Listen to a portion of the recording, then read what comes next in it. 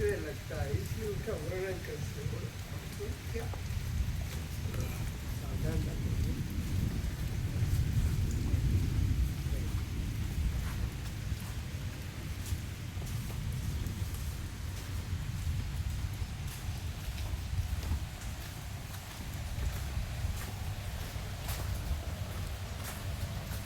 बैठिए बैठिए।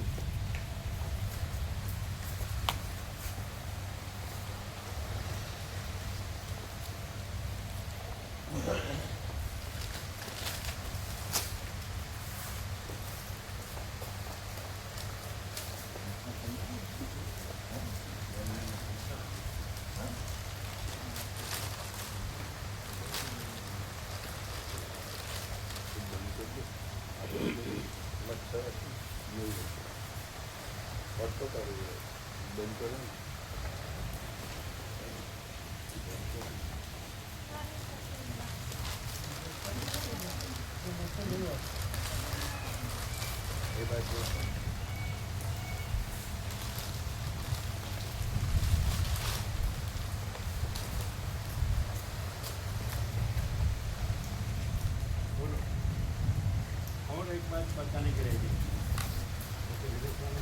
टाइम कहते हैं वो माँ शारदामणि देवी के साक्षात शिष्य थे। बचपन में उनसे मंत्र दीक्षित हुआ और दूसरे भी 4-5 वहाँ के डायरेक्ट शिष्य थे, उनके हम दर्शन किए। माँ शारदामणि देवी के साक्षात, क्योंकि वो छोटे होंगे, वहाँ तो 1920 तक थी। और महाराज जी वो परम पूज्य स्वामी आनंद गिरी जी, महेश गिरी जी, उन्हीं की परंपरा के सीनियर गुरु कौन? स्वामी आनंद गिरी जी और महेशानंद गिरी जी, स्वामी विद्यानंद जी की परंपरा के सीनियर। हाँ, तो वो तो होते बहुत हैं, लाखों 40 सन्यासी तो होते हैं परंपरा। यानी ये तो रामकृष्ण परमहंस देव के डायरेक्ट शिक्षक थे, तो माँ शारदामणि देवी के डायरेक्ट शिक्षक थे। 4-5 के हमने दर्शन किए। वो वृद्ध 85 के अबाउ है ना, हम छोटे थे। वो जब छोटे थे तब माँ से डिस्ट्रिक्ट थे, माँ से 1920 तक रहे। तो उसके बाद उसका जब 85 हुआ, एक अबाउ तब हम छोटे थे, तब हमने उनके दर्शन नहीं समझ में आते ऐसा। और जब हम शिलोंग में थे तो वीरेश्वर स्वामी वहाँ आए थे। स्वामी विद्यानंद, हाँ, वीरेश्वर वहाँ के साक्षात शिष्य है ना। वो 1886 में शांत हो गए, देखो तो 93 के थे। तो वो आए, तब हम उनका भी लाभ लिया। फिर वो गौहटी गए, जहाँ ज़्यादा बारिश होती है बाद हाल में 500 इंच, तो वहाँ भी हम गए। वहाँ भी हम गए चेरापूंजी गौहटी, बाद में गौहटी गए नीचे, वहाँ कामाख्या देवी भी है, ब्रह्मपुत्रा भी है, महासागर गई, तो नीचे हम गए थे। तो हमने उनको शासन करके फिर प्रणाम करके बोले कि bless me that I never, ऐसे इतना ही बोले। तो उन्होंने यहाँ हाथ रख के बोले दी लॉर्ड। हम ऐसे बोले bless me that I never forget. तो मैं यहाँ हाथ रख के बोले दी लॉर्ड, नहीं समझे? हम इतना बोले, उनको प्रणाम करके bless me I never forget, उन्होंने कंप्लीट कर दिया दी लॉर्ड। तो उनका भी संन्यास का नाम वीरेश्वर स्वामी, लेकिन उनका पूर्वाश्रम का नाम प्रभु महाराज, तो उसको सब प्रभु महाराज बोलते हैं। और दी लॉर्ड का अर्थ भी प्रभु होता है। फिर यहाँ के भावी का नाम तो जय प्रभु का, तो जय प्रभु ऐसा।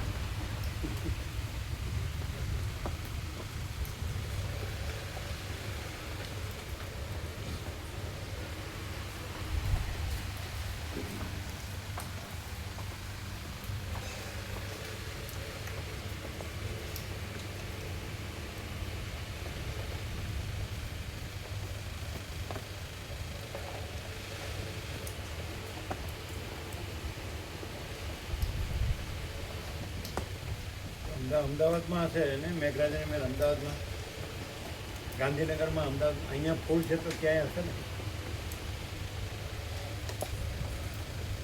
એટલે આ લોકો નથી આવ્યા એટલે કદાચ વરસાદ વધારે હોય તો વસ્ત્રાલ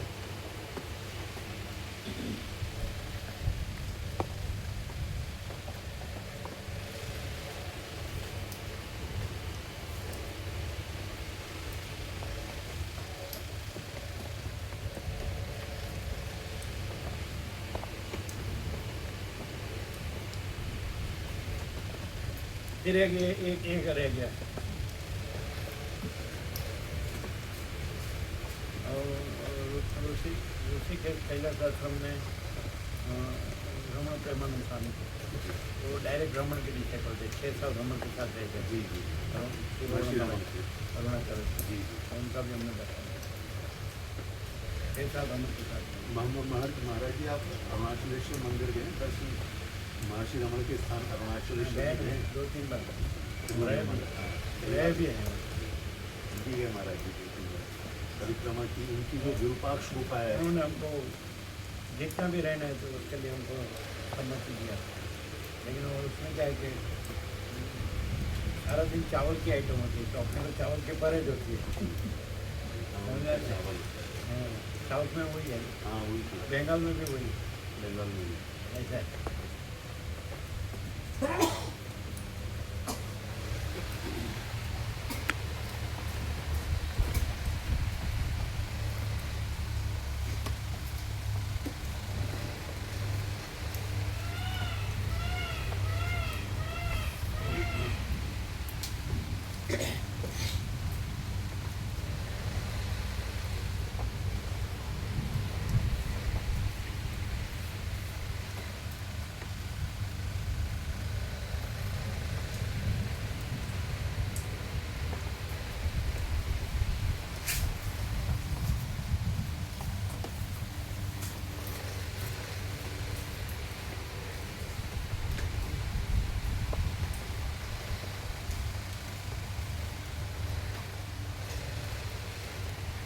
एक पर से કે ભૂલ છે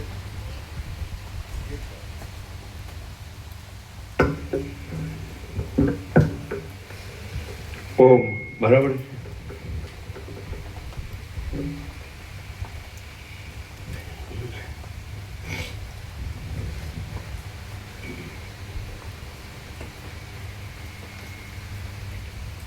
परम चिदाकाश परम ज्योति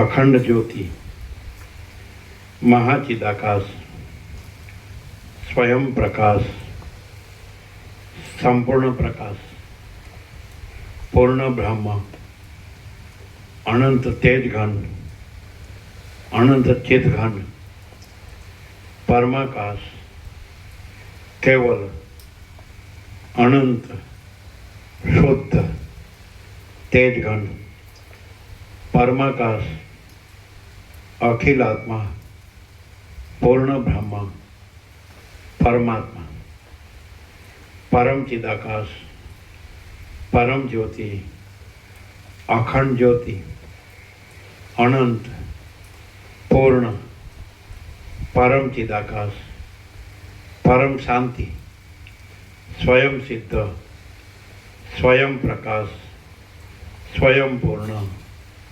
स्वस्वरूप यही सब कुछ है, इसके सिवा कुछ नहीं है। शून्यभास अनंत कोटि महाकल्पो है ही नहीं। महाचिदाकाश स्वयं प्रकाश संपूर्ण प्रकाश महाचिदाकाश ज्योति अनंत अखंड अभेद महाचिदाकाश ज्योति महातत्व महासामान्य महाचिदाकाश स्वसंवेद्य सहज निर्विकल्प महाचिदाकाश परम कैवल्य परम शांति परम चिदाकाश अनंत पूर्ण निरपेक्ष सत्य अनंत संपूर्ण अपरिग्रह निर्भ्रांत निरपेक्ष वसिष्ठ राम निर्वाण उत्तरार्ध राउंड 39 में 39મો રાઉન્ડ.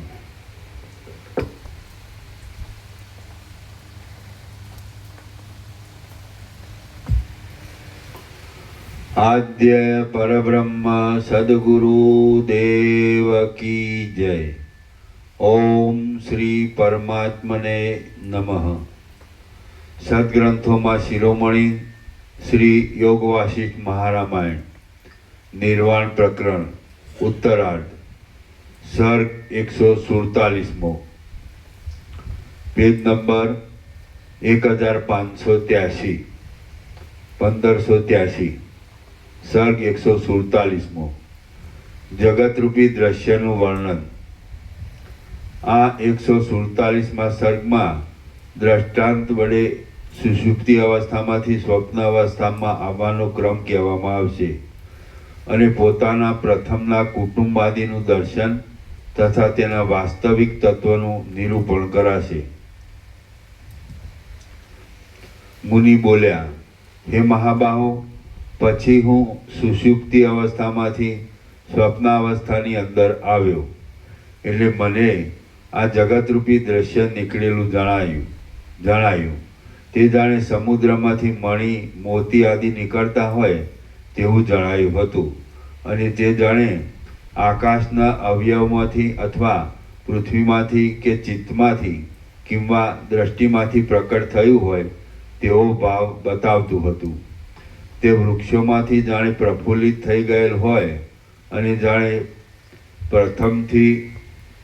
પ્રથમથી જ સિદ્ધ એવી કોઈ સૃષ્ટિ તે સમયે ઉત્પન્ન થઈ દેખાતી હોય તેવું જણાતું હતું। કાંઠા ઉપર અથડાયા કરતા સમુદ્રનો તે જાણે તરંગોનો સમૂહ હોય અથવા નેત્રની અંદર મચ્છરા મોવાળા બે ચંદ્ર ઇત્યાદि ભ્રાંતિ ખડી થઈ દેખાતી હોય એવા ભાવને સૂચવતું હતું। તે જાણે આકાશમાંથી કે દિશાઓમાંથી ચાલ્યું આવ્યું હોય અથવા પર્વતોમાંથી કે પૃથ્વીમાંથી આવિર્ભાવ પ્રાપ્ત થઈ ગયું હોય તેવું જણાતું હતું। તે જાણે હૃદયમાંથી જ બહાર નીકળ્યું હોય તેવો ભાવ બતાવતું હતું અને જાણે આકાશમાં મેઘોનો પ્રવેશ થતો હોય તેવું જણાતું હતું તથા જાણે વૃક્ષોમાંથી ઉત્પન્ન થયું હોય અથવા પૃથ્વીમાંથી ધાન્યની પેઠે પ્રકટ થતું હોય તેમ જણાતું હતું। જાણે અવયવોમાંથી તે બહાર નીકળી આવ્યું હોય અથવા ઇન્દ્રિયો વડે તે જાણે પ્રકટ થઈ ગયું હોય અથવા લુગડામાંથી પ્રકટ થતું તે કોઈ ચિત્ર હોય અથવા મંદિરમાંથી નીકળી તે બહાર પ્રકટ રૂપે દેખાતું હોય તેમ દેખાતું હતું। જાણે આકાશમાંથી ઉડીને કોણ જાણે ક્યાંયથી આવી પડ્યું હોય તેવા ભાવને તે સૂચવતું હતું અથવા તો જાણે પૃથ્વીમાં સંચય કરી રાખેલું પુણ્ય પરલોકમાં ફળ રૂપે પ્રાપ્ત થયું હોય કિંવા રાજાને પ્રજા તરફથી મળેલી એવી કોઈ અપૂર્વ ભેટ હોય તેવું દેખાતું હતું। જાણે બ્રહ્મરૂપી વૃક્ષનું પુષ્પ જ કાળયોગે વિકસિત થઈ ગયું હોય, સમુદ્રનો જાણે કોઈ અપૂર્વ તરંગ હોય અને ચિદાકાશરૂપી સ્તંભની અંદર જાણે કોતર્યા વિના પ્રગટ થઈ ગયેલી કોઈ સુંદર પૂતળી હોય તેવો તે દેખાવ આપતું હતું। આકાશરૂપી મૃતિકાના વિકારરૂપી અનંત બિંદોવાળું તે જાણે આકાશ નગર હોય અથવા મનરૂપી હાથીનો તે જાણે કોઈ રમણીય વિલાસ હોય અથવા મિથ્યા છતાં જાણે જીવનું તે સર્વસ્વ હોય એમ જણાતું હતું। આકાશની અંદર ભિંત વિના જ કેમ જાણે કોઈ વિચિત્ર ચિત્ર જ આલેખેલું હોય તેવું તે જણાતું હતું અને માયા રચવામાં સમર્થ એવા અવિદ્યાના નામને ધારણ કરનાર કોઈ ઇન્દ્રજાલિકની માયાનું તે જાણે સર્વસ્વ હોય તેવું દેખાતું હતું। તે મોટા આરંભવાળું અને સ્થિર છતાં દેશકાળથી રહિત હતું। નાના પ્રકારના અનેક પદાર્થો વડે યુક્ત છતાં અદ્વિતીય હતું અને અનેક પ્રકારે દેખાતા છતાં તે કશારૂપ નહોતું।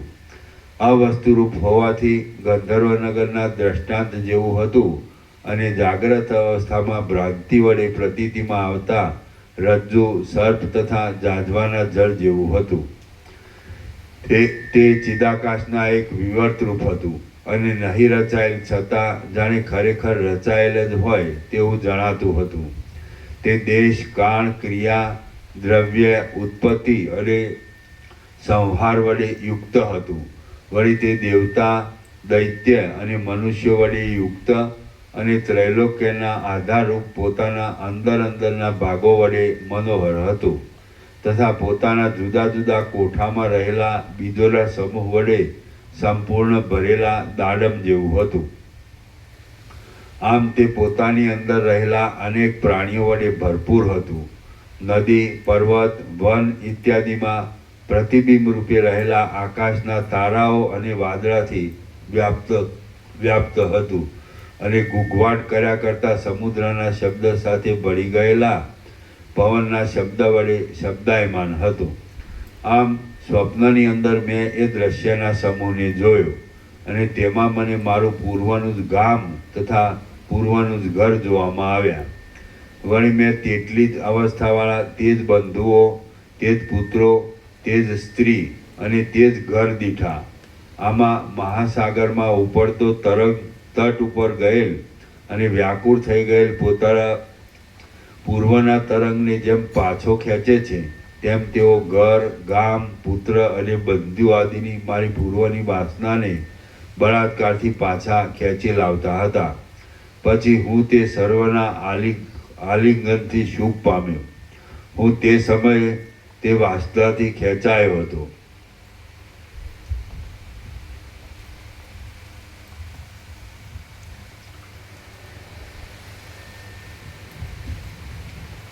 હું તે સર્વના આલિંગન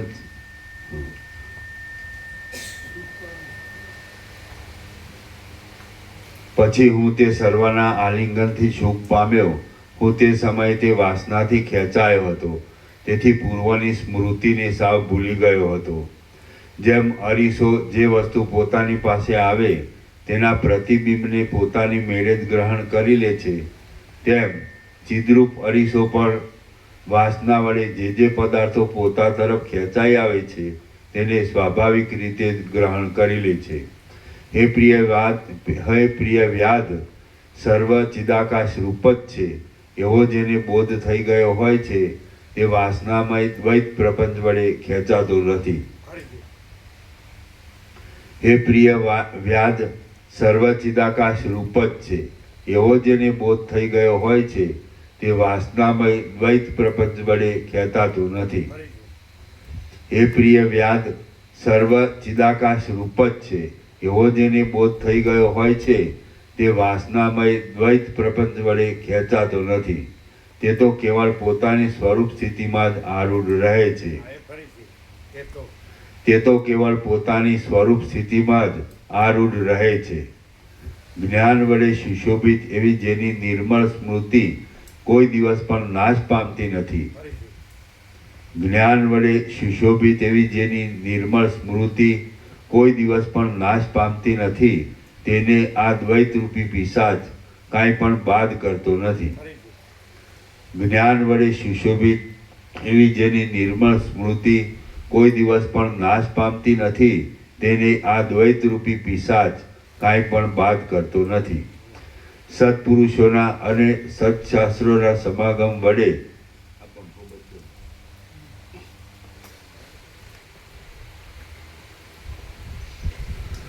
સત્પુરુષોના અને સત્શાસ્ત્રોના સમાગમ વડે તથા અભ્યાસ યોગ વડે જેમનામાં તત્વજ્ઞાનનો ઉદય થાય છે તેમનામાં પછી ફરીવાર તે તત્વજ્ઞાન પોતાના ઉદયનું વિસ્મરણ ન કરતા અહર્નિશ કાયમ જ રહે છે.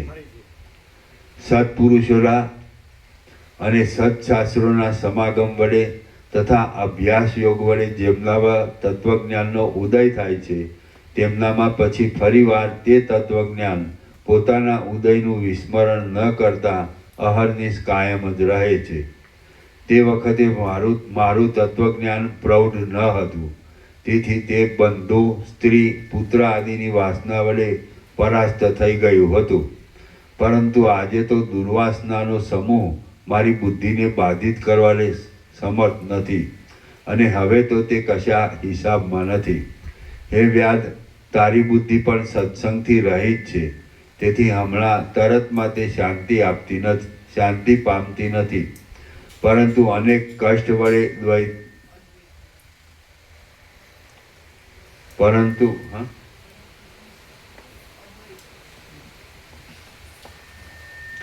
હે વ્યાધ, તારી બુદ્ધિ પણ સત્સંગથી રહિત છે, તેથી હમણાં તરતમાં તે શાંતિ પામતી નથી, પરંતુ અનેક કષ્ટ વડે અદ્વૈતના સ્વરૂપનો બોધ થશે અને સાધનોના અભ્યાસના પરિશ્રમથી જ્ઞાનનો ઉદય થશે, એટલે તે શાંતિને પ્રાપ્ત થઈ જશે. વ્યાધ બોલ્યો, હે મહારાજ, આપ જે કહો છો તે સત્ય છે, કેમ કે આપના આવા પવિત્ર અને બોધ ઉત્પન્ન કરવાવાળા વચનો વડે પણ મારી બુદ્ધિ પરમ પદમાં વિશ્રાંત થતી નથી. આ સદવસ્તુ અનુભવમાં આવતા છતાં પણ આમ થતું હશે કે નહીં થતું હોય એવા સંશયનો સમૂહ હજી અદ્યાપી શાંત થતો નથી. અહો, અભ્યાસ વડે સુદૃઢ બની ગયેલી આ અવિદ્યા દુરંત છે, તે વસ્તુતઃ જોતા છે જ નહીં, તેથી તે શાંત જ છે, છતાં હજી પણ શાંત થતી નથી. ઉત્તમ શાસ્ત્રો, ગુરુ પરંપરા અને વિચાર ઇત્યાદિ વડે મનોહર અંગવાળા સત્સંગથી પદ પદાર્થ વિશે વિવેક બુદ્ધિ ઉત્પન્ન થાય છે. તે વિવેક બુદ્ધિના અભ્યાસથી તત્વજ્ઞાન પ્રગટે છે, અને તે તત્વજ્ઞાનના ક્રમથી આ જગતનો ભ્રમ સમી જાય છે. બાકી બીજા કોઈ પણ પ્રકારથી તે શાંત થતો નથી, એવો મારો દ્રઢ નિશ્ચય છે. શ્રી યોગ વાસિષ્ઠ મહારામાયણમાં નિર્વાણ પ્રકરણના ઉત્તરાર્ધનો સ્વપ્નોપલંબન નામનો સર્ગ 147મો સમાપ્ત. સર્ગ 148મો સ્વપ્નની સત્યતા તથા અસત્યતા વિશે. આ 148મા સર્ગમાં સ્વપ્નની સત્યતા અને અસત્યતા વિશેનો હેતુ કહેવાશે, અને જાગ્રત, સ્વપ્ન તથા સુષુપ્તિની એકતા અને ચિદાકાશના સર્વરૂપ થઈ રહેવા વિશે વર્ણન કરવામાં આવશે. વ્યાધ બોલ્યો, હે મુનિશ્રેષ્ઠ, જો આપ કહો છો તેમ જ હોય તો કેટલાક સ્વપ્નમાં સત્યતા અને કેટલાકમાં અસત્યતા કેમ હોય છે? સ્વપ્ન દ્રષ્ટિ વડે જોતા મારા ચિત્તમાં આ એક મોટો સંશય ઉત્પન્ન થાય છે. મુનિ બોલ્યા, ચિદાત્માની અંદર સ્વપ્ન અવસ્થામાં યોગ્ય દેશ, કાળ, ક્રિયા અને દ્રવ્યના સંયોગથી જે સંકલ્પ કાકતાલીયની પેઠે નિશ્ચય રૂપે ઉદય પામે છે, તે સત્ય સ્વપ્ન નામે કહેવાય છે. મણિ, મંત્ર, ઔષધિ અને દ્રવ્યરૂપી નિમિત્ત વડે કોઈ સ્થળે તેનો વ્યભિચાર થતો નથી, તે બરાબર મળે છે, અને કોઈ સ્થળે સાધન સંપત્તિના અભાવે વ્યભિચાર પણ જોવામાં આવે છે, પરંતુ શાસ્ત્ર મર્યાદા પ્રમાણે તેને સત્ય સ્વપ્ન નામ વડે કહી શકાય છે.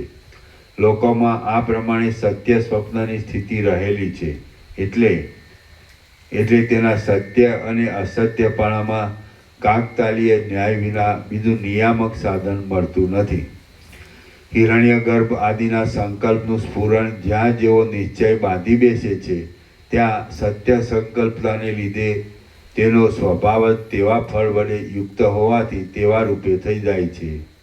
કદાચિત તે હિરણ્યગર્ભના નિશ્ચયને કોઈ બીજા સિદ્ધનો વિરુદ્ધ સંકલ્પ પ્રતિબંધકારક હોય તો પણ તે હિરણ્યગર્ભના પ્રૌઢ નિશ્ચયને પ્રતિબંધ કરી શકે નહીં. તે તો હિરણ્યગર્ભના સંકલ્પને અનુકૂળ રીતે ઉદય પામે છે. વસ્તુતઃ જોતા બહાર અને અંદર કોઈ ઠેકાણે કોઈ પણ પદાર્થો નથી, પણ એક ચિદાકાશ જ છે. તે જેવી દ્રઢ ઈચ્છા કરે છે તેવા અનેક જગતને રૂપે પોતે થઈ જાય છે. શાસ્ત્ર આદિ પ્રમાણના બળથી આ સ્વપ્ન સત્ય છે એવો અંદર દ્રઢ નિશ્ચય બંધાઈ ગયો હોય તો તેવે સત્યપણે ઉદય પામી અનુભવમાં આવે છે. પછી શાસ્ત્ર આદિ પ્રમાણના સંશયને લીધે જો તેમાં કંઈ સંદેહ હોય તો તે સંદિગ્ધ રૂપે અનુભવમાં આવે છે. જો સ્વપ્નના સત્યપણા વિશે કલ્પના થઈ હોય તો કદાચિત તે ધારેલું ફળ બીજા કોઈ કારણથી પ્રાપ્ત થાય તો પણ આ ફળ સ્વપ્ન સૂચવેલું છે એમ તે મનુષ્ય પોતાના નિશ્ચય પ્રમાણે સમજે છે. ત્રણેય લોકની અંદરના સર્વ પદાર્થો તે પુરુષના પોતાના આત્માની અંદર ઘણા કાળના લાંબા પરિચયથી દ્રઢ રીતે આરૂઢ થયેલા હોય છે, છતાં ઘણા લાંબા સમયે કે થોડા જ સમયમાં તે દેશ કાળ અને યત્ન ઇત્યાદિના યોગથી પોતાના પૂર્વ સ્વભાવને છોડી દે છે. કેવળ એક ચિદાકાશ જ પોતાના સ્વભાવને છોડતું નથી અને તે જ સત્ય છે. સૃષ્ટિના આદિકાળથી માંડીને એ ચિદાકાશનો જ આ જગત એક વિવત છે. એ વિશાળ ચિદાકાશ જ પોતાની ઈચ્છા પ્રમાણે ઇતર વસ્તુઓની સત્તાને વિસ્તારે છે. એક ચિન્માત્ર બ્રહ્મને છોડી બાકી બીજું સર્વ નિરંતર ચિદરૂપે સત્ય છે અને આરોપિત રૂપે અસત્ય છે. તેમજ નિયમ વડે યુક્ત અને નિયમથી રહિત છે એમ તમે સમજો. સદરૂપ એવું બ્રહ્મ જ સર્વરૂપ થઈ રહેલું છે, બીજું કશું છે જ નહીં. તો પછી એ આભાસમાં સત્ય અસત્યનો શો વિચાર કરવો? અબુદ્ધ પુરુષોને સ્વપ્ન ક્યાંક સત્ય અને ક્યાંક અસત્ય જણાય છે, અને પ્રબુદ્ધ પુરુષોને તો તેમાં સત્યતા કે અસત્યતા કશું જણાતું નથી. ત્યાં વરસાદ વધારે છે? ક્યાં આગળ વસ્ત્રાલ છે? વસ્ત્રાલ દેગામ એ પેલા નહીં.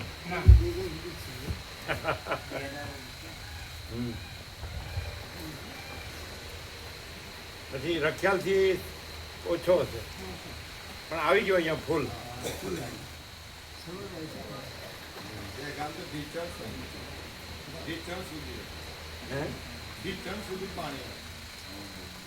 દેગામ ફૂલ આવ્યો, પણ રોડ તો ક્લિયર હોય ને? રોડ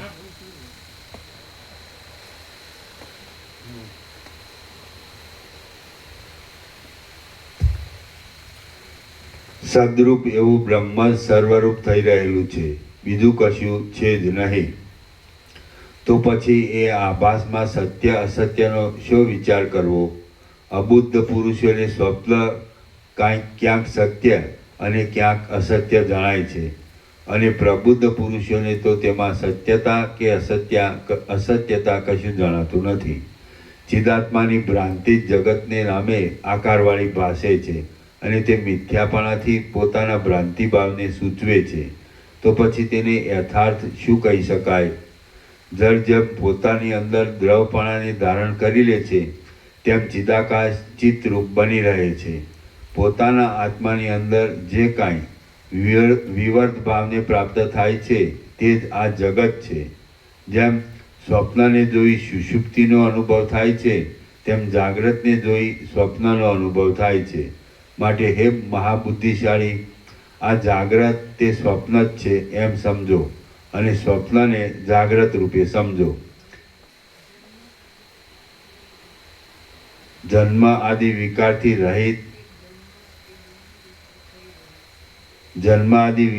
રહિત એક બ્રહ્મ જ એ રૂપે થઈ રહેલ છે. દ્રશ્યથી રહિત એક ચિદાકાશનો જ આ સર્વ વિવત છે, અને તેની અંદર જાગ્રત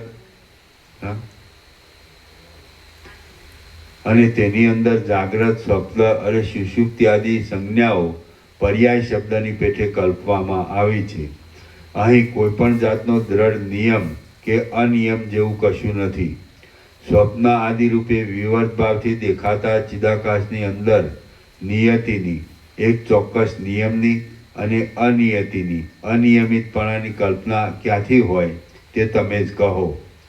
જ્યાં સુધી ચિત્ત દ્રશ્યરૂપી સ્વપ્નની અંદર છે એવું ભાન હોય છે, ત્યાં સુધી તે જ બંધનરૂપ થાય છે. માટે તત્વવેત્તાએ ચિત્તને બહિર્મુખ ન થવા દેતા નિયમમાં રાખવું. પોતાની મેળે જ યથેચ્છ ગતિ કરનારી પવનની રેખાની પેઠે ચિદાત્મા પણ વિના કારણે જ બહિર્મુખ થાય છે. તેમાં વળી ચોક્કસ નિયમની કલ્પના કેવી હોય અને ક્યાંથી હોય?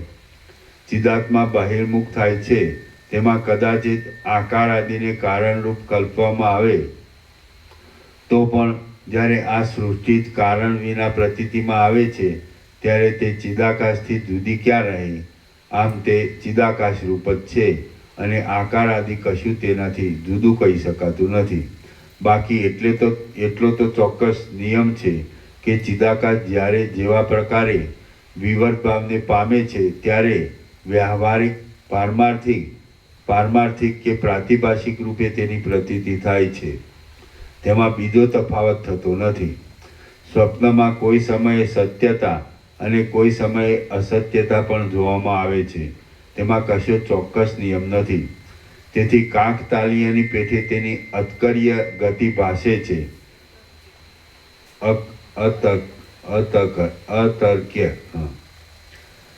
તેથી કાકતાલીયની પેઠે તેની અતર્ક્ય ગતિ ભાસે છે. કેટલાક વિષયમાં પોતાના પુરુષ પ્રયત્ન વડે મણિમંત્ર ઔષધ આદિના પ્રભાવથી સ્વપ્નમાં પણ સત્યતાનો નિયમ દેખાય છે અને તે જાગ્રતમાં પણ અનુભવમાં આવે છે. પણ વસ્તુતઃ જોતા જાગ્રત અને સ્વપ્ન એ બંને ચિદાકાશનો એક વિવટ છે. તેમાં શી ભિન્નતા રહી છે? જાગ્રતમાં અને સ્વપ્નનગરમાં દ્રશ્યનો અનુભવ સરખો થવાથી તે બંને સરખા જ છે. વસ્તુતઃ જોતા જાગ્રત સંભવતું જ નથી. જે જાગ્રત શબ્દ વડે કહેવામાં આવે છે તે પણ સુષુપ્તિથી રહિત આત્માનું સ્વપ્ન જ છે અને તે જગત રૂપે કહેવાય છે. એવી જ રીતે સ્વપ્ન પણ નથી. જે કાંઈ સ્વપ્નના જેવું કહેવાય છે તે પણ સુષુપ્તિમાં, જાગ્રતમાં અને સ્વપ્નમાં સદા એકરૂપ રહેનાર બ્રહ્મનું ચિન્મય સ્વરૂપ જ છે.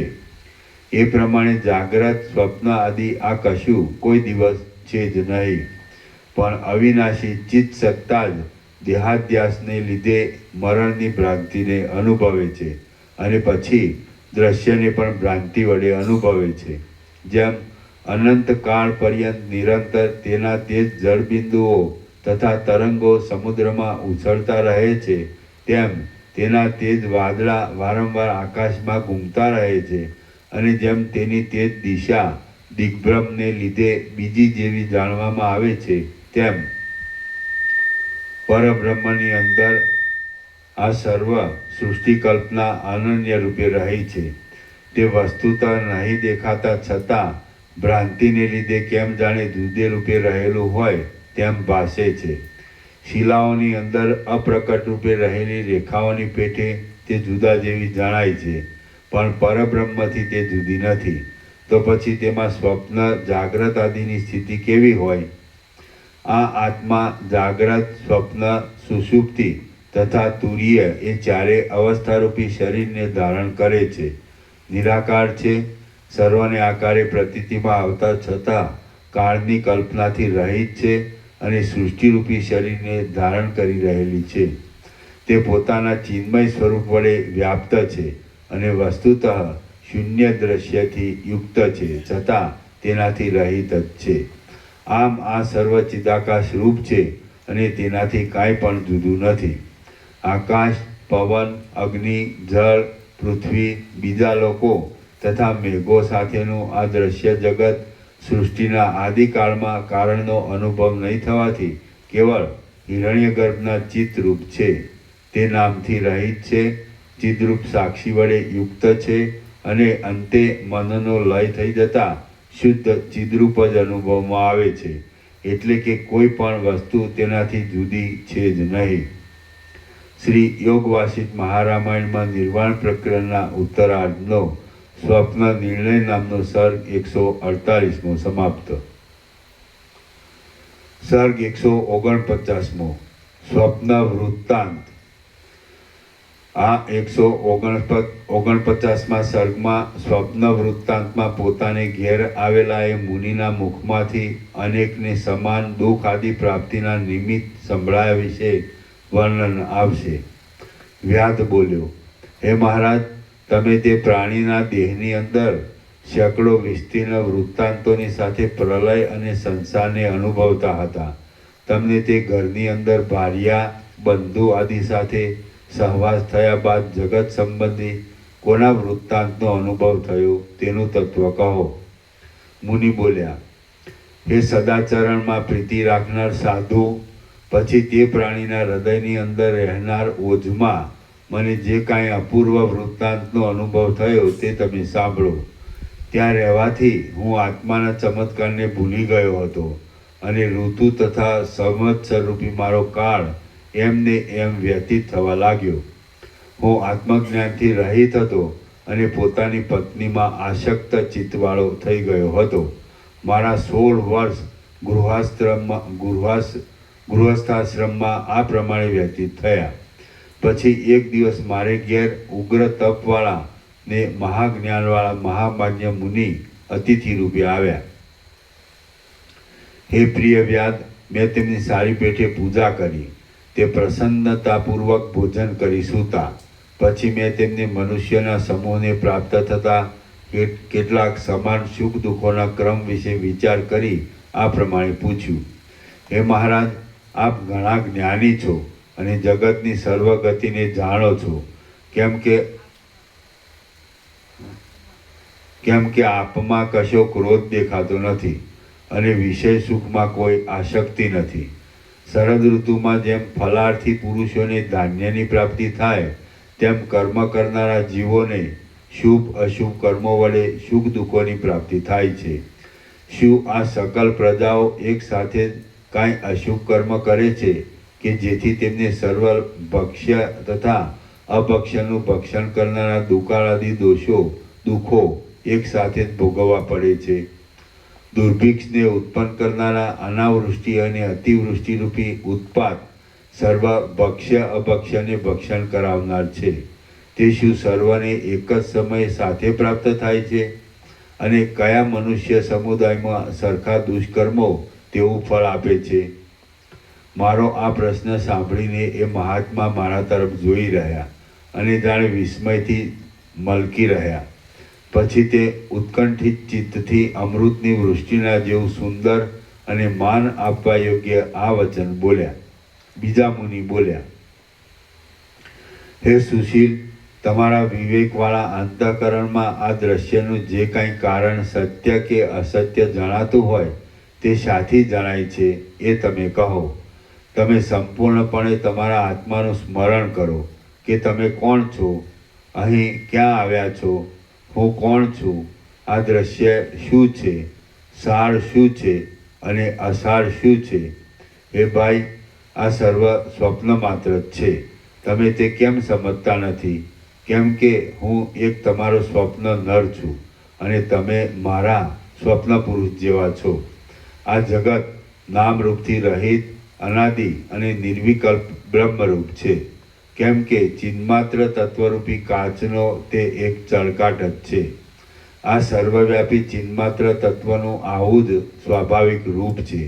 તે જ્યાં જેવું સમજે છે ત્યાં તેવું જ થયેલું અનુભવમાં આવે છે. જો સર્વ વસ્તુઓનું સાકારપણું કલ્પવામાં આવે તો સર્વ કારણ ભાસે છે અને જો આકારપણા વિશે નિશ્ચય થાય તો સર્વ અકારણ ભાસે છે.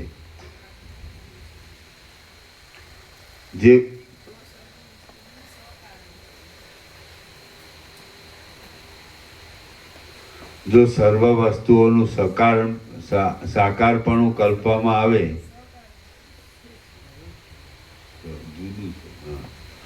જો સર્વ વસ્તુઓનું સકારણપણું કલ્પવામાં આવે તો સર્વ કારણ ભાસે છે અને જો અકારણપણા વિશે નિશ્ચય થાય તો સર્વ અકારણ ભાસે છે. જે પ્રાણીના હૃદયમાં રહેલા ઓજમાં આપણે રહ્યા છીએ તે આપણા અને આપણને દેખાતી પ્રજાના વિરાટ રૂપ થઈ રહેલું છે. વળી તે પ્રાણી પણ આપણા ચિદાત્માની કલ્પના વડે વિરાટ ભાવને પ્રાપ્ત થઈ રહેલું છે. બીજી પ્રજાઓનું વળી બીજું જ પ્રાણી વિરાટ રૂપ થશે અને તે દેહમાં દેખાતા સુખ દુઃખોના, સંપત્તિ વિપત્તિના તેમજ પાપ પુણ્યના કારણ રૂપ પણ ભોગતા રૂપે તે થાય છે. વિરાટ સર્વના આધારરૂપ છે. એવા વિરાટના ધાતુમાં કાંઈ વિકાર થાય છે એટલે તે વિરાટના અંગના અવયવરૂપ આ સર્વ મનુષ્ય સમૂહને એક સાથે અને એક જ સમયે દુર્ભિક્ષ, વૃષ્ટિનો અભાવ અને પ્રલય તથા યોગ પ્રમાણે પ્રાપ્ત થાય છે અથવા શાંત થઈ જાય છે, કેમ કે વિરાટની સત્તા જ આ સૃષ્ટિના સૃષ્ટિભાવમાં હેતુરૂપ છે. હે સુશીલ, જેમ અનેક વૃક્ષો ઉપર અકસ્માત વજ્ર પડે છે, તેમ કેટલાક દુષ્ટ કર્મોમાં કાકતાલીયની પેઠે જન સમુદાય ઉપર અકસ્માત દુઃખ આવી પડે છે. જો પોતાના ચિદાત્મા કર્મની કલ્પના કરી લે છે તો જ તેને કર્મફળ ભોગવવું પડે છે. પણ જો તે કર્મની કલ્પનાથી રહિત હોય છે તો તેને કર્મફળ ભોગવવું પડતું નથી. જ્યાં જ્યાં જેવા પ્રકારે થોડા કે વિશાળ રૂપમાં જે કલ્પના ઉદય પામે છે ત્યાં તેવા જ પ્રકારે થોડા કે વિશાળ રૂપમાં અનુભવાય છે. જો તેમાં કશો હેતુ કલ્પાયો હોય તો તે સહેતુક ભાસે છે, અને જો તેમાં નિર્હેતુકપણું કલ્પાયું હોય તો તે તેવું ભાસે છે. સ્વપ્નમાં દેખાતા નગરમાં તેનું ઉપાદાન કારણ કે સહકારી કારણ આદિ કશું હોતું નથી. માટે તે અનાદિ, મંગલરૂપ, નિર્વિકાર અને ચિન્મય પરબ્રહ્મ જ છે. આ સ્વપ્ન બ્રહ્મમાં કોઈક કારણ વિના જ ભાષા કરે છે અને કોઈક કારણપૂર્વક દેખાય છે. આમ સ્વપ્ન સદરૂપ અને અસદરૂપ છે, તેથી શૂન્ય અને મિથ્યારૂપ છે. સ્વપ્નના સર્વ અનુભવો કાકતાલીયની પેઠે ભાષા કરે છે. આ જગતનો અનુભવ પણ સ્વપ્નના જેવો જ છે, તેથી સ્વપ્નની પેઠે તે પણ બીજું કશું નથી, માત્ર ચિદાકાશ જ તેના આકારે પ્રસરી રહેલું છે. જેના કારણ વિશેની રૂઢતા ચિત્તમાં થઈ ગઈ હોય છે તે કારણવાળું જ ભાષા કરે છે, અને જેનું કારણ કશું પણ ચિત્તમાં દ્રઢ થયેલું હોતું નથી તે કારણ રહિત ભાષે છે. સ્વપ્નની અંદર જે કંઈ કાર્યકારણ આદિના કર્મનો ઉદય થવાનો સ્વભાવ દેખાય છે તે ચિદાત્માનો એક વિવર્ત જ છે. આવી જ રીતે આ જાગ્રત રૂપ સ્થૂળ પ્રપંચ રૂપ સમજી લેવું. માટે આ સર્વ શાંત પરબ્રહ્મ રૂપ જ છે એમ તત્વવેત્તાઓ સમજે છે. હે મહાબુદ્ધિશાળી મુનિ, કયા પદાર્થો સત્ય કારણવાળા છે તે તમે સાંભળો. આ જગતમાં પદાર્થોના ભિન્ન સ્વભાવનું કારણ છે. આકાશનું શું કારણ છે? પૃથ્વી આદિના ઘટપણાનું શું કારણ છે? તેની ઉત્પત્તિનું શું કારણ છે? અવિદ્યાનું શું કારણ છે? સ્વયંભૂ અને બ્રહ્મનું પણ શું કારણ છે? સૃષ્ટિના આદિકાળમાં વાયુ, જળ અને તેજનું શું કારણ છે? એ સર્વના સ્વરૂપનો નિર્ણય ચિદાત્મા સિવાય થઈ શકતો નથી. તેથી તેઓ ચિન્માત્ર રૂપ છે, બાકી બીજું તેમનું કશું કારણ નથી. મરી ગયા પછી જીવોને પિંડ લેવામાં અને પિંડ દેહોનું ગ્રહણ કરવામાં શું કારણ છે? એવી રીતે વસ્તુતઃ જોતા પ્રથમથી જ આ સર્વ સૃષ્ટિઓ કારણ વિના ભ્રાંતિ રૂપે ભાષા કરે છે. એવા જ પ્રકારે તેની પ્રવૃત્તિ થયા કરે છે, અને એવી જ રીતે તેનો સંહાર પણ થતો રહે છે. આકાશમાં ભ્રાંતિ વડે દેખાતા કુંડાળાની પેઠે આ સર્વ ઘણા કાળના અનુભવથી થયેલ ભ્રાંતિ વડે જ દેખાય છે. આમ બ્રહ્મ પોતે જ સૃષ્ટિ રૂપે થયા છે, અને તેમણે પોતાના રૂપના પાછળથી પૃથ્વી આદિ સંજ્ઞાઓ કલ્પેલી છે. પ્રથમ ચિદાકાશની અંદર પવનમાં પ્રકટ થતી ચલન શક્તિની પેઠે કિંવા મનોરાજ્યની પેઠે સૃષ્ટિઓ સૂક્ષ્મ રૂપે ખડી થઈ જાય છે, અને પછી તે પોતાની મેળે દેહ તથા તેના કર્મ આદિ કારણોની કલ્પના કરી લે છે. પ્રથમ સૃષ્ટિની કલ્પનાના સમયમાં હિરણ્યગર્ભના સંકલ્પથી જે પદાર્થ જેવા પ્રકારે કલ્પાય છે તેવા નિયમને તે ધારણ કરી લે છે, કેમ કે પોતાના સંકલ્પિત પદાર્થોમાં તેમ થતું પ્રત્યક્ષ અનુભવમાં આવે છે. આમ ચિદાત્માનો એવો સહજ સ્વભાવ જ છે એમ જણાય છે. પ્રથમ હિરણ્યગર્ભના ચૈતન્ય સૃષ્ટિને અનુકૂળ પડે તેમ જે પદાર્થનું જેવું રૂપ પ્રતીત થવાનો સંકલ્પ કર્યો તેવું જ અદ્યાપી પર્યંત તે થઈ રહેલું છે. બાકી વસ્તુતઃ જોતા તે મારા પોતાના આત્મા રૂપ જ છે. પ્રથમ બંધાઈ ગયેલી નિયમની કલ્પના ચિદાત્માના બીજા ઉત્કૃષ્ટ યત્ન વડે અન્યથા થઈ શકે છે, પણ તેમાં વારંવાર મોટા ઉત્કૃષ્ટ યત્નની જરૂર છે. જીવાત્મા જ્યાં કારણની કલ્પના કરી લે છે ત્યાં તેને કારણની સ્થિરતા અનુભવમાં આવે છે. જ્યાં તે કારણની કલ્પના નથી કરતો ત્યાં તેને કારણની પ્રતીતિ પણ થતી નથી. ચિદાકાશની અંદર વંટોળિયા વાયુના ઝપાટાની પેઠે પ્રથમથી જ આ દ્રશ્ય વિસ્તરી રહેલું ભાસે છે, અને તે અસત્ય છતાં પ્રથમથી સૃષ્ટિના આરંભકાળથી જેવું જણાય છે તેવું જ આજ પર્યંત થઈ રહેલું છે. કેટલાક જીવો ભેગા થઈ પોતે સાથે જ શુભ અશુભ કર્મો કરે છે અને પછી તેના તેવા જ ફળને પણ ભેગા થઈ સાથે જ ભોગવે છે. વળી કેટલાક હજારો જીવો પર્વતોની શિલા ઉપર ઉડતા વજ્રપાતની પેઠે કોઈ પણ પ્રકારના કારણ વિના જ દુઃખ ભોગવે છે. શ્રી યોગ વાસિષ્ઠ મહારામાયણમાં નિર્વાણ પ્રકરણના ઉત્તરાર્ધનો કારણ વિચાર નામનો સર્ગ 149મો સમાપ્ત. સર્ગ 150મો મુનિને પોતાના પૂર્વ દેહમાં જવાની અશક્તિ વિશે. આ 150મા સર્ગમાં તે મુનિના વાક્ય વડે પોતાને આત્મજ્ઞાન થયા વિશે, તેની સાથે પોતાની સ્થિતિ થયા વિશે અને પૂર્વ દેહમાં જવાની અશક્તિને લીધે દાહ આદિ થયા વિશે વર્ણન આવશે. મુનિ બોલ્યા, આવી યુક્તિ વડે મને તે મુનિએ બોધ આપ્યો એટલે હું વિદિત વેદ્ય થઈ ગયો. પછી તેમણે વિદાય માગી, પણ મેં તેમને લાંબી પ્રાર્થનાઓ કરીને જવા દીધા નહીં.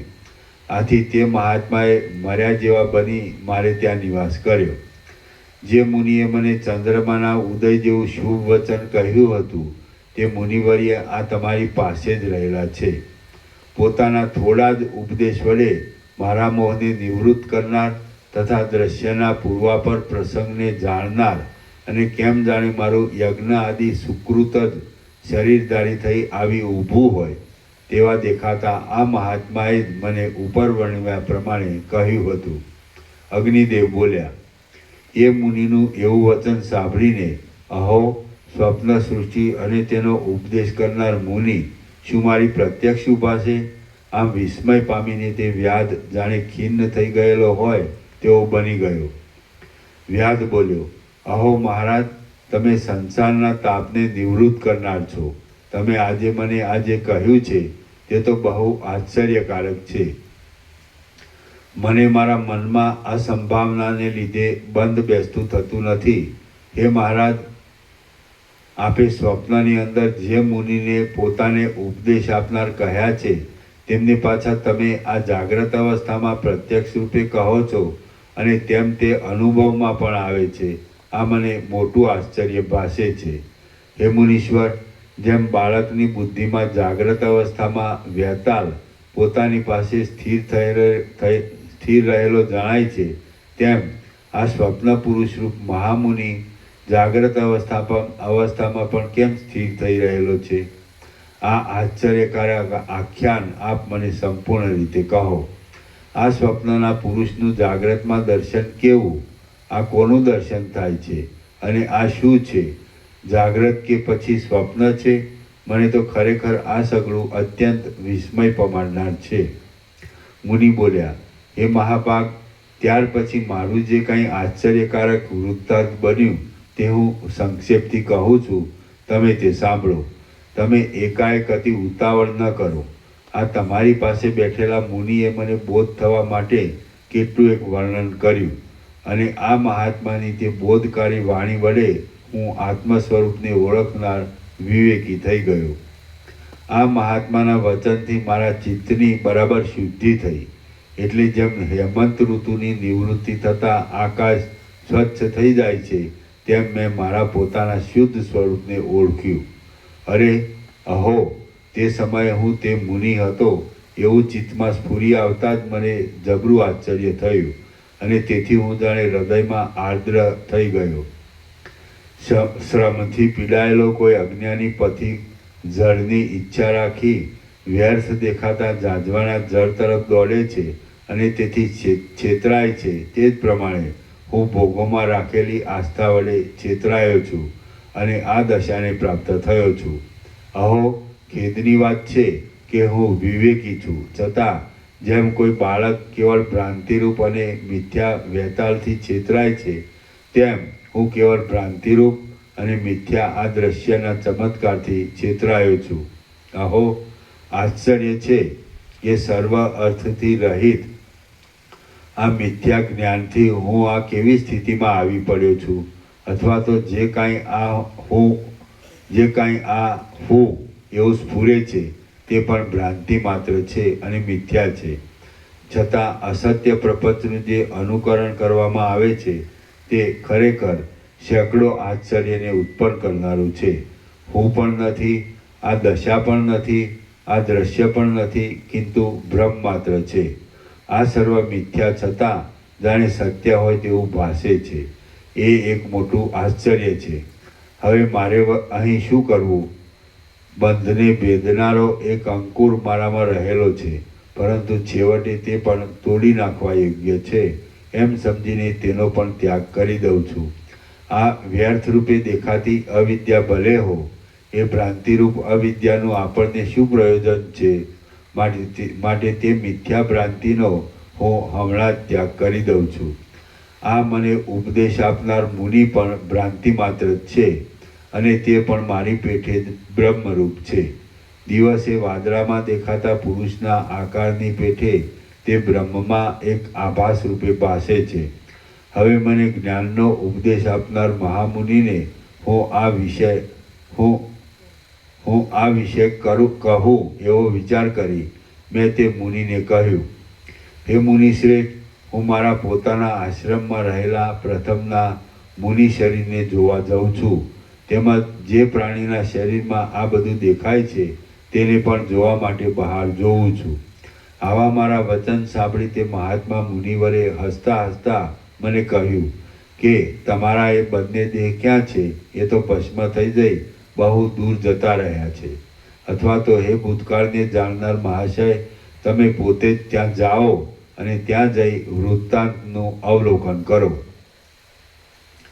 જો તમે જોશો તો એ વિષયનો નિર્ણય થતાં સર્વ પોતાની મેળે જ તમારા જાણવામાં આવી જશે. એ પ્રમાણે તે મુનિએ કહ્યું. પછી હું પૂર્વના દેહનો વિચાર કરી ત્યાં જવાને ઈચ્છી રહ્યો. મેં મારા તે સ્થૂળ દેહ સંબંધી અનુસંધાનને અને સ્વપ્ન સંબંધી પ્રાતિભાષિક સત્તા વડે ઉત્પન્ન થયેલ હું પાર્થિવ શરીર ઉપર છું એવા પ્રકારના પોતાના કાલ્પનિક રૂપને છોડી દીધું. હવે મેં મારા પ્રાણ ઉપાધિવાળા ચિદાત્માને, જીવને તેના પ્રાણ દ્વારા વાત વ્યૂહમાં જોડી દીધો. હે મુનિ, હું જ્યાં સુધી મારા પૂર્વ દેહને જોઈ અહીં આવું ત્યાં સુધી આપે અહીં જ રહેવું. એમ એ મુનિને કહી મેં પવનની અંદર પ્રવેશ કર્યો. પછી તેમાં પ્રવેશ કરી હું પવનરૂપી રથ પર આરૂઢ થયો. જેમ પુષ્પની સુગંધ અનંત આકાશમાં ઘણા કાળ સુધી ભમ્યા કરે છે, તેમ હું પણ ત્વરાથી આકાશની અંદર ભમવા લાગ્યો. પછી હું ઘણા લાંબા સમય સુધી તેમાં ભમ્યો, પણ મને તેના ગળાનું છિદ્ર મળ્યું નહીં. આમ તે વાત વ્યૂહમાં ગૂંચવાઈ રહેવાથી મને ખેદ થવા લાગ્યો. વળી પાછો હું મારા આત્માના બંધન સ્તંભરૂપ એવા આ જગતમાં આવ્યો અને અહીં આ સર્વોત્તમ મુનિને મારી આગળ જોવા લાગ્યો. એ પછી એકાગ્ર થઈ હું ઘરની અંદર મુનિને પૂછવા લાગ્યો કે હે પૂર્વાપર જાણનારાઓમાં શ્રેષ્ઠ મુનિ મહારાજ, આ શું આશ્ચર્ય છે તે આપ કહો. આપ ઉત્તમ જ્ઞાન ચક્ષુથી સર્વ યથાર્થ રીતે જાણો છો. મેં જેના દેહની અંદર પ્રવેશ કર્યો તે પ્રાણીનો દેહ અને મારો પોતાનો દેહ બંને ક્યાં જતા રહ્યા અને તે મને પાછા કેમ મળ્યા નહીં? મેં ઠેઠ સ્થાવર પર્યંત પોતાના વિશાળ સંસાર મંડળમાં ઘણા કાળ સુધી ભ્રમણ કર્યું, પરંતુ તે પ્રાણીના ગળાનું છિદ્ર મને કેમ મળ્યું નહીં? આ પ્રમાણે મુનિની પાસે જઈ મેં પૂછ્યું. એટલે તે મહાશય મુનિએ મને કહ્યું કે હે કમળના જેવા સુંદર નેત્રવાળા, કમળની નીચે ટાંચ છે. આ સંબોધન વાપરવાનો નિગૂઢ આશય એવો છે કે નેત્રના સૌંદર્ય માત્રથી જ કાંઈ આ વિષય જાણવામાં આવતો કે દેખાતો નથી, પણ તેના સાધન જુદા છે. એવી સૂચના કરી છે, એવું ટીકાકાર જણાવે છે. એટલે તે મહાશય મુનિએ મને કહ્યું કે હે કમળના જેવા સુંદર નેત્રવાળા, તમે પોતાની મેળે જ મારા બતાવેલા ઉપાય વિના શી રીતે પૂર્વદેહના વૃત્તાંતને જાણી શકો? જો એ વિષય તમે યોગ વડે એકાગ્ર થયેલી બુદ્ધિ વડે જોશો તો હાથમાં રહેલા કમળની પેટે નિશ્ચેષ રીતે તેને જાણી શકશો. કદાચિત તમારે તે જોવાની ઈચ્છા ન હોય અને મારા વચન વડે સાંભળવાની જ ઈચ્છા હોય તો હું બનેલા વૃત્તાંતને અનુસરી અખંડિત રીતે કહીશ, તે તમે સાંભળો. વસ્તુતઃ જોતાં તમે આજે વ્યષ્ટિ જીવરૂપે અનુભવમાં આવો છો તે તેવા રૂપે નથી જ. તમે તો સર્વ પ્રાણીઓના પુણ્યરૂપી કમળોનો વિકાસ કરવામાં સૂર્યરૂપ, કમળોના સમૂહની પેટે સર્વ કલ્યાણોના સમૂહ રૂપે અને ભગવાનના જ્ઞાનરૂપી નાભી કમળની અંદર બેઠેલા હિરણ્યગર્ભ રૂપ છો. એવા તમે પોતે તપરૂપી મનોરાજ્યમાં સ્થિર થઈ રહેવાથી એક આશ્રમની અંદર તપસ્વી રૂપ થઈ રહ્યા અને ત્યાં પુષ્ટ થઈ રહેલા વ્યષ્ટિભાવના અનુભવ વડે પર શરીરની અંદર સ્વપ્ન વગેરેનું કૌતુક જોવાની ઈચ્છાથી કોઈ એક પ્રાણીના હૃદયમાં તમે પ્રવેશ કર્યો.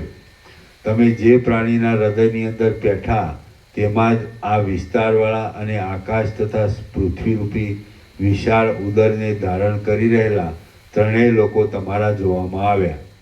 આમ તમે જ્યારે ઘણા લાંબા સમય સુધી તે સ્વપ્ન જોવામાં વ્યગ્ર થઈ ગયા ત્યારે તમારો પોતાનો પૂર્વદેહ, જેની અંદર તમે સ્વપ્ન જોવાની ઈચ્છાથી પ્રવેશ કર્યો હતો, એવો મોટા વનની અંદર સૂતેલો જણાતો તે પ્રાણીનો દેહ અને તમારો આશ્રમ એ સર્વ પ્રચંડ દાવાનળ લાગવાથી ખાક થઈ ગયા.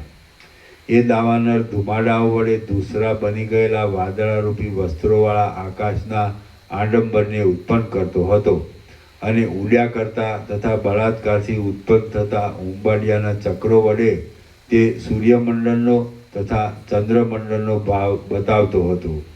તે જ્વાળા વડે દેદીપ્યમાન આકાશની અંદર ભસ્મ વડે ભરપૂર હતો અને દિશાઓને ઢાંકી દઈ રક્ષા કરી રહેલા ધુમાડાના વાદળા ગોટાઓ રૂપી કાળા કામણાઓ વડે આકાશને ઢાંકી રહ્યો હતો.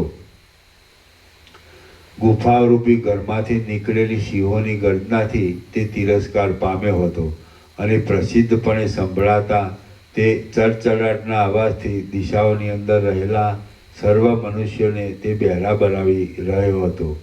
તે ચોતરફ ફેલાઈ ગયો હતો. તેથી તાલ અને તમાલના વૃક્ષો જાણે અગ્નિના વૃક્ષો જેવા જણાતા હતા. એ વૃક્ષ સમૂહો તૂટી પડતા હતા. તેથી ઉત્પાતના વહનીના અથવા ઉત્પાતના મેઘના કડાકા થતા હતા. આથી તે અગ્નિ કોલાહલથી ઘટ થઈ રહ્યો હતો. દૂર દેશમાં રહેલા મનુષ્યોને તે જોવા માત્રથી સ્થિર વીજળીની ભ્રાંતિ ઉપજાવતો હતો અને તે આકાશમાં રસરૂપ સુવર્ણના રસ વડે લીંપાયેલ ભીતના ભાવને પેદા કરતો હતો. અગ્નિના મનોહર તણખાઓ વડે તે આકાશની અંદર તારાઓના સમૂહને બમણો દીપાવતો હતો અને આકાશના વક્ષસ્થળમાં રહેલી જ્વાળારૂપી બાળ વનિતાના નેત્રને તણખારૂપી આનંદદાયી કટાક્ષથી આનંદ ઉત્પન્ન કરતો હતો. વળી જ્વાળાઓના ધમધમાટવાળા શબ્દોથી તે આકાશની અંદરના ભાગને ગજાવી મૂકતો હતો અને ગુફાઓરૂપી ઘરમાંથી બહાર નીકળેલા ભ્રમિત થઈ ગયેલા તથા નિદ્રા રહિત થઈ રહેલા જંગલી લોકોની વિષમ દશાને ઉત્પન્ન કરતો હતો તથા અર્ધદગ્ધ ને ભાગતા સિંહ, મૃગ, પારધીઓ તેમજ પક્ષીઓ વડે તે યુક્ત હતો. વળી તે ઉના ઉકળ્યા કરતા તળાવોના અને નદીઓના પ્રવાહોની અંદર ઉગ્ર એવા વ્યાઘ્ર આદિ જીવોને તથા જળચરોને પચાવી દેતો હતો. પ્રદીપ્ત જ્વાળાઓમાં બળતી બાળચમરીઓથી તે સુંદર અને ચપળ દેખાતો હતો અને તે બળતા વનના પ્રાણીઓના મેદના ગંધ વડે વીંટાયેલા વાદળાવાળો હતો. પ્રલયકાળના અગ્નિ જેવા અને સર્પની પેઠે ચારે બાજુ પ્રસરી રહેલા એ પ્રચંડ દાવાનળ વડે તમે અને તમારો આશ્રમ એ સગળું ભસ્મ થઈ ગયું. વ્યાધ બોલ્યો, હે મહારાજ, શું ત્યાં અગ્નિ લાગવાનો કશો હેતુ બન્યો હતો? વળી તે વન અને તેમાં રહેલા બ્રહ્મચારી આદિના દેહો એ સર્વ એક સાથે જ કેમ ભસ્મ થઈ ગયા? મુનિ બોલ્યા, સંકલ્પ આદિનો ક્ષય અને ઉદય થવામાં જેમ સંકલ્પ કરનાર પુરુષના મનનું સ્ફુરણ જ એક હેતુરૂપ છે, તેમ આ ત્રણેય લોકોનો સંકલ્પ કરનારું વિધાતાના મનનું સ્ફુરણ જ તરતમાં ત્રિલોકી રૂપ થઈ જાય છે. તેથી ત્રણેય લોકના ક્ષયમાં અને ઉદયમાં એ વિધાતાના મનનું નિશ્ચયાત્મક સ્ફુરણ જ હેતુરૂપ છે. જેમ હૃદયની અંદર ક્ષોભ અને અક્ષોભ થવામાં તે સમયનો સંકલ્પ જ હેતુરૂપ છે, તેમ આ ત્રણેય લોકોનો ક્ષોભ અને અક્ષોભ થવામાં હિરણ્યગર્ભનો સંકલ્પ જ હેતુરૂપ છે. આ વનના નાશમાં પણ તેને જ હેતુરૂપ કહી શકાય છે. જગત એ વિધાતાનું એક સંકલ્પ નગર છે. તેથી વિધાતાનો તે પ્રકારનો સંકલ્પ જ પ્રજાનો ઉદય, ક્ષય, ક્ષોભ, વૃષ્ટિ અને દુષ્કાળ આદિ થવામાં કારણરૂપ છે. હિરણ્યગર્ભ આ જગતના મન સમષ્ટિના આદિ હેતુરૂપ છે અને તે પણ અન્યત્ર ચિદાકાશમાં જ કલ્પિત છે. આમ માયા વડે યુક્ત એવા ચિદાકાશની, સબલ બ્રહ્મની, ઈશ્વરની ચિદાકાશની કલ્પના અનંત અને અવ્યવસ્થિત છે. વસ્તુતઃ જોઈએ તો ચિદાકાશની અંદર તેની પોતાની શોભા જ આ સર્વના આકારે દેખાય છે, એવું વિવેકી વિદ્વાનોનું સમજવું છે. બાકી મૂર્ખોને જેવું ભાન થતું હોય તેવું ભલે થાવ, પરંતુ તે સત્ય નથી. શ્રી યોગવાસિષ્ઠ મહારામાયણમાં નિર્વાણ પ્રકરણના ઉત્તરાર્ધનો પરમોપદેશ નામનો સર્ગ 150મો સમાપ્ત. સર્ગ 151મો. અગ્નિ સર્વને બાળી નાખશે. આ 151માં સર્ગમાં અગ્નિ આશ્રમને તથા તે મુનિના શરીરને બાળી નાખશે તે વિશે તથા પવન વડે તેની ભસ્મ ઉડી જવા વિશે અને સ્વપ્નમાં જાગ્રતની સ્થિતિ દેખાયા વિશે વર્ણન કરવામાં આવશે. બીજા મુનિ બોલ્યા, ત્યાં તે નગર, તે ઘરો અને તે વૃક્ષો એ સર્વ સુકાયેલા ઘાસની પેઠે ક્ષણવારમાં ભસ્મ થઈ ગયું. જેના અતિ સંતાપથી શિલાઓ પણ ફાટી જાય એવા આશ્રમની અંદર તમે રહ્યા હતા અને સૂતા હતા. તમારા તે બંને શરીર એ જ પ્રમાણે ત્યાં ભસ્મરૂપ થઈ ગયા. પછી તે અગ્નિ વનને નિશેષ કરી દઈ ધીરે ધીરે શાંત થઈ ગયો અને પછી સમુદ્રનું પાન કરનાર અગત્યની પેઠે તે અસ્તને પણ પ્રાપ્ત થયો. આમ તે અગ્નિ શાંત થઈ ગયો એટલે પછી પ્રથમ પ્રજ્વલિત અને ફરીથી શીતળ એવી તે સર્વ ભસ્મને વાયુએ પુષ્પોના સમૂહની પેઠે રજરૂપે વિખેરી નાખી. આથી જેમ જાગ્રત અવસ્થામાં સ્વપ્નનગર ન દેખાય તેમ તે આશ્રમ ક્યાં હતો, એ બંને શરીર ક્યાં હતા અને કરંડિયાની પેઠે અનેક જનસમૂહના આશ્રયરૂપ તે નગર પણ ક્યાં હતું તે કશું જણાતું નથી. તમારા એ બંને શરીર નાશ પામ્યા એટલે સિદ્ધ થાય છે કે સ્વપ્નમાં તમને ભ્રમ થયો હતો. તેથી તમારો ચિદાત્મા જ એ સર્વરૂપે જણાયો હતો. આથી જ તે પુરુષનું ગળાનું છિદ્ર તથા તમારો તે વિરાટ પુરુષ હમણાં ક્યાં દેખાય છે? ઓજ સહિત તે સૂઈ ગયો હતો. તેથી ઓજ સહિત તેના દેહનો અગ્નિથી દાહ થઈ ગયો. હે મુનિ, તેથી જ એ બંને દેહ તમારા જોવામાં આવ્યા નહીં. હમણાં તમે અનંત એવા સ્વપ્ન સંસારરૂપી જાગ્રતમાં રહેલા છો.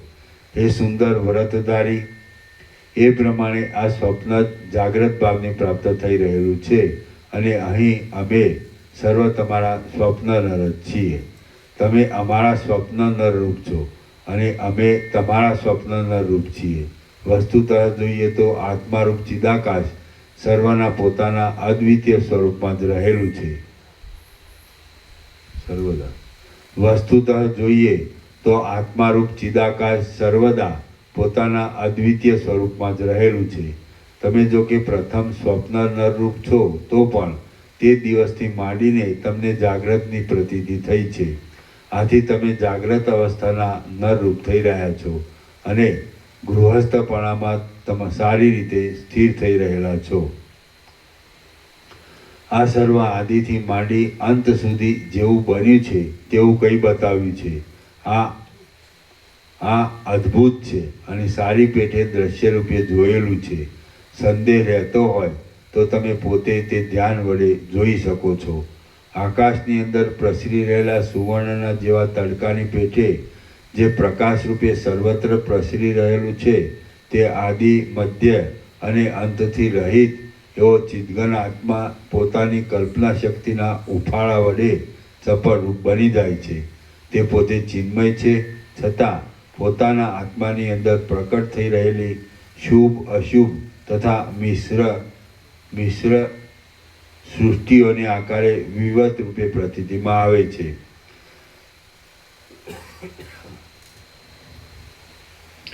શ્રી યોગ વાસિષ્ઠ મહારામાયણમાં નિર્વાણ પ્રકરણના ઉત્તરાર્ધનો અગ્નિ સર્વને બાળી નાખશે નામનો સર્ગ 151મો સમાપ્ત.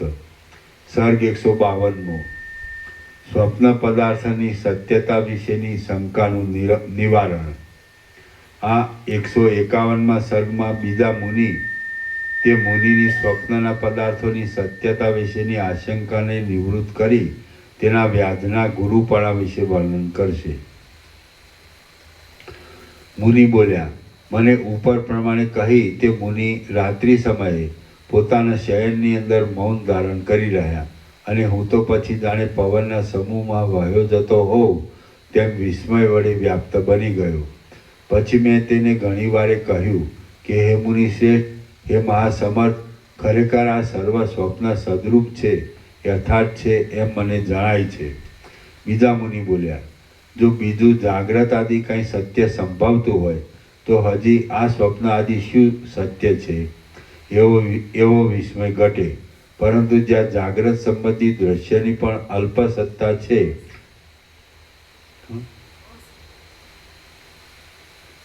પરંતુ જ્યાં જાગ્રત સંબંધી દ્રશ્યની પણ અસત્તા છે, એટલે કે તે પણ મિથ્યાભૂત છે, ત્યાં પછી સ્વપ્ન આદિની સત્યતાના યથાર્થપણા વિશે તે શી વાત કરવી?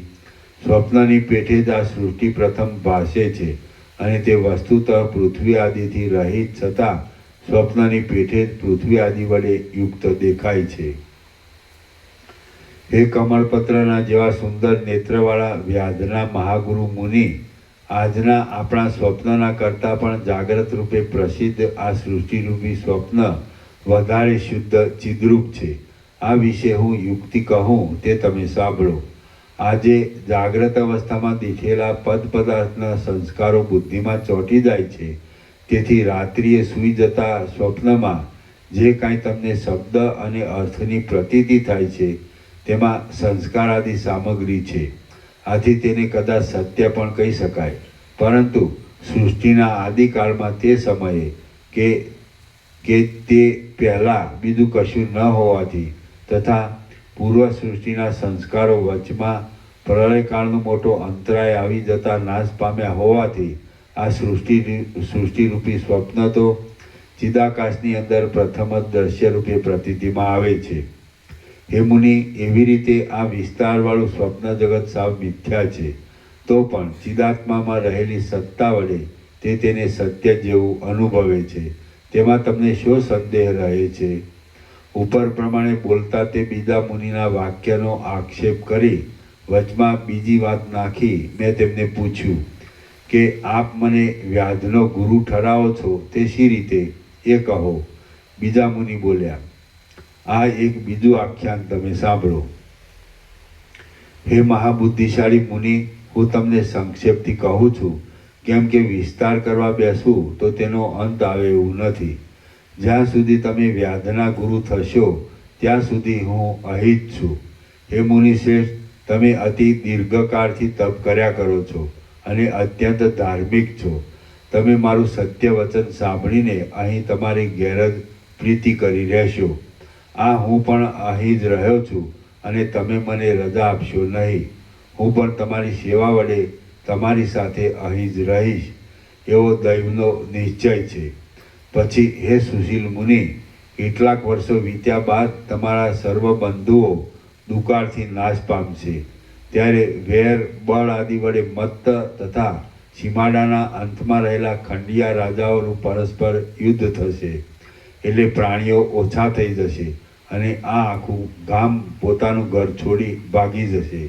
પછી દુઃખને નહીં જાણનાર, પરસ્પર આશ્વાસના કરી રહેલા, વિદિત વેદ્ય હોવાથી શાંત, સર્વત્ર સમાન દ્રષ્ટિવાળા અને સર્વ વિષયોમાં નિષ્પૃહ આપણે બંને સૂર્યચંદ્રની પેઠે કોઈ એક શૂન્ય વૃક્ષ ખંડોના સમૂહમાં સમાન આચરણ ધારણ કરી અહીં સાથે જ રહીશું. પછી આ અરણ્યની અંદર કાળે કરીને એક ઉત્તમ વન થઈ રહેશે. તે શાલ, તાલ અને બીજા લતાઓના સમૂહ વડે આખા ભૂલોકને ઢાંકી દેતું હશે. તાલ તથા તમાલ વૃક્ષોના પત્રોના તાંડવ નૃત્યથી દિશાઓને શોભાવતું હશે. વિકસિત થયેલા કમળોની કુંજોથી વંદ્ય હશે. પ્રફુલ્લ વૃક્ષોવાળું હશે. શબ્દ કરતા ચકોર પક્ષીઓના સમૂહવાળી સુંદર લતાઓની નિકુંજોથી સુશોભિત હશે.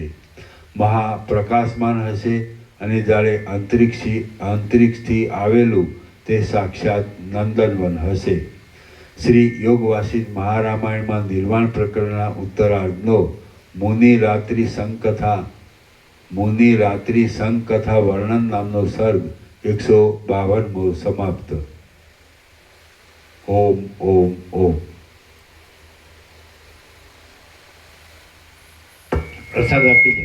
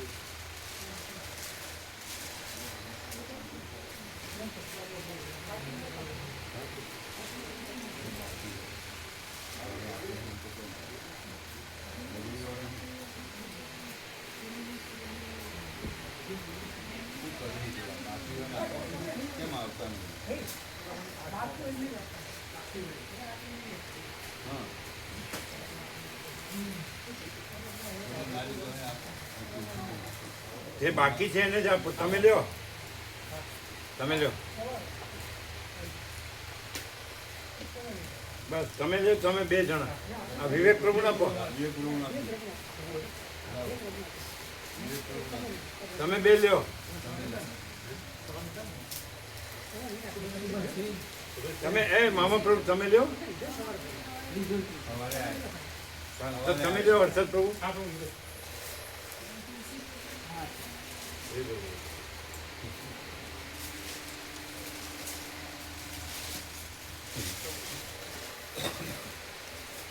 પ્રસાદ લેજો.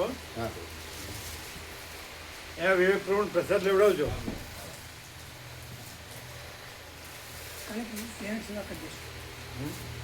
કાલ સવારે બેન સેવા કરી બેન સેવા બેન છે ને બેન લગાવીશ કાલે શનિવાર, કાલે રવિવાર છે. શનિવાર, કાલે શનિવાર તો કાલે લગાડવાનું. પેલા રવિવારે મોડા આવવાની વાત હતી. કાલ આવશે સેવા કરી કાલ સવારે લગાવી દેશું. બેનો તો લાવી દીધા, અત્યારે લાયા અમે. કાલ સવારે લાગી જશે. તો કાલ એનો ક્લાસ ચાલુ નથી. કાલ શનિવાર હોય ને તો કોઈ દિન આવે ક્લાસ બપોરથી ના બપોર સુધી બપોર પછી હોય બપોર આપણે 6 પછી તો પછી મોડું થાય ને ના બે છે ને બે હોય એક તો આપણે બનાવેલા છે ઉતારીને લગાવવા તો થઈ જતું મેરે કેવા 50 40 લગાવેલા આને બધું બીજું ખાલી ક્લાસ ખરો બપોરે બપોર તો ક્લાસ ચાલુ જ છે ખાલી સવારે 2 વાગે હોય ને 1 વાગે હોય 1 વાગે હોય તો 12 વાગે પતે એટલે નીકળી જાય ચાલ 11:30 તો જમવાનું અહીંયા ના એવું નક્કી નહીં પ્રભુ એ સેવન આવતા પ્રસાદ હોય લઈ જવાનું ચપ્પુ પ્રસાદ હોય લઈ જવાનું પહેલા બનાવી દઈશું ચા પરસા લેશું હવે જમવાનું હા પ્રસાદ વેલો બનાવેલો ના ના એવું નહીં એવું નહીં કરવાનું કોઈ નહીં એ અમારા માટે એવું આપણે ચા નાસ્તો તો ફૂલ હા હવે આપવાનો. ચા પણ નાસ્તો કરશું હમ હવે લઈશું હા. હમ જમવાનું એવું નહીં કરવાનું હેરાન નથી બરાબર એટલે પછી બદલ્યું પેલા રવિવારે મોડા આવવાની વાત હતી ના, એટલે કશું નહીં એટલું. હા તો સેવા હરખી થઈ નાખીશું. ચાલો. અચ્છા સારું શું તુલસી પ્રભુ આનંદ મંગળ બધા આનંદ તમારા લાલોડાવાળા બધા એને કહો છો તમે આવો છો હે જણાવીએ છીએ અમે. હવે ત્યાં નહીં જતા ઉપર લીડર ઉપર ના હવે ત્યાં નહીં એ તો પેલા હતા એ જ જતા હતા હા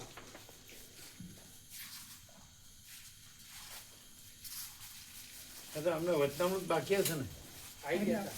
આવી ગયા હમણાં જ આવ્યા આવી છેલ્લે અચ્છા બાકી છે હા આવી ગયા છે. મને પૂછ્યું એમને તો કે આવી ગયા છે. શુક્રવારે આવી ગયો હે છેલ્લા શુક્રવારે જ આવ્યા હતા ચા આપી દીધી શુક્રવારે આવ્યો હતો. બ્રહ્મ કૃપા હિ કેવલમ આનંદ મંગલ ઓમ ઓમ ઓમ